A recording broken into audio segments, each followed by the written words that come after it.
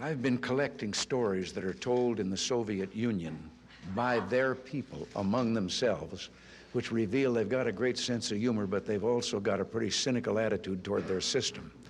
And I told this one, Bill, you'll have to hear it again. I told it in the car.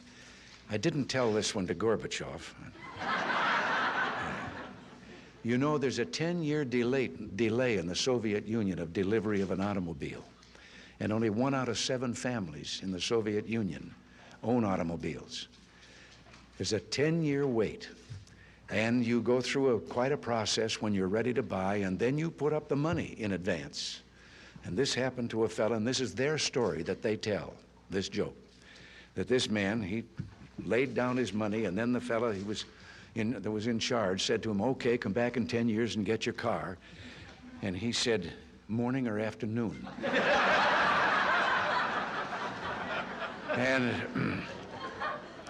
And the fellow behind the counter said, well, 10 years from now, what difference does it make? And he said, well, the plumber's coming in the morning.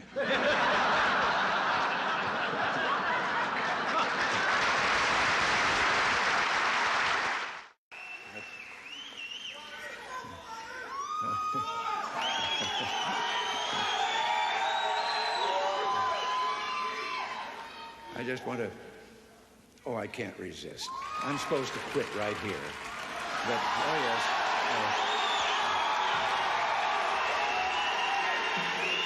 But in view of the fast things that I just said, I don't know whether you know it or not, but I have a new hobby. I am collecting stories that I can actually prove are told among the Russian people. They make them up themselves, they tell them between themselves, reveals they got a great sense of humor, and they've also got a little cynical attitude about things in their country. And one of these stories, the one I'm going to tell you, I told to General Secretary Gorbachev, and he laughed. The story was an American and a Russian arguing about their two countries, and the American said, look, in my country, I can walk into the Oval Office, I can pound the president's desk and say, Mr. President, I don't like the way you're running our country. And the Russian said, I can do that. The American said, you can? He says, yes. I can go into the Kremlin, to the General Secretary's office, pound his desk and say, Mr. General Secretary, I don't like the way President Reagan's running his country. You know, less than 1 family out of 7 in the Soviet Union owns an automobile. Most of the automobiles are driven by the bureaucrats. The government furnishes them and drivers and so forth. So an order went out one day to the police that anyone caught speeding, anyone, no matter who, gets a ticket. Well, Gorbachev came out of his country home, his dacha.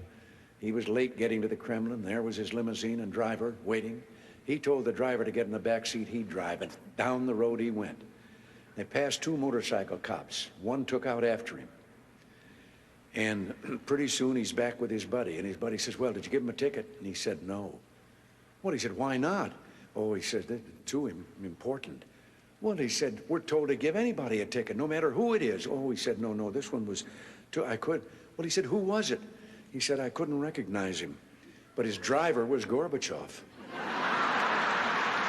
One of the more recent ones that I heard was about the man walking along the street at night, Moscow. Soviet soldier called to him to halt. He started to run. The soldier shot him. And another man said, why did you do that? Well, he said, curfew. Well, he said, it isn't curfew yet. He said, I know. He's a friend of mine. I know where he lives. He couldn't have made it. I heard one about a fellow who went to the KGB to report that he lost his parrot. The KGB asked him why he was bothering them. Why didn't he just report it to the local police? Well, he answered, I just want you to know that I don't agree with a thing my parrot has to say. Which makes me think of a story. Everything makes me think of a story.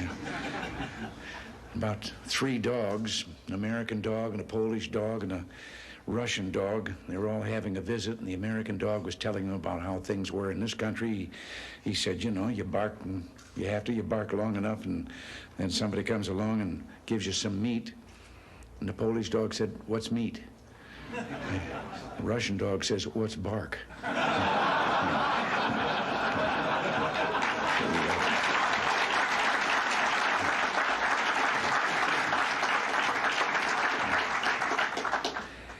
have to interrupt right here and tell you that in one of my visits, I won't name him, I don't want to embarrass him, but one of the heads of state that I met with on this visit, he gave me one while I was on the way.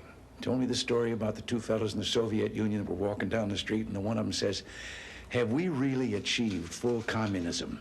Is this it? Is this now full communism?" And the other one said, "Oh, hell no, things are going to get a lot worse."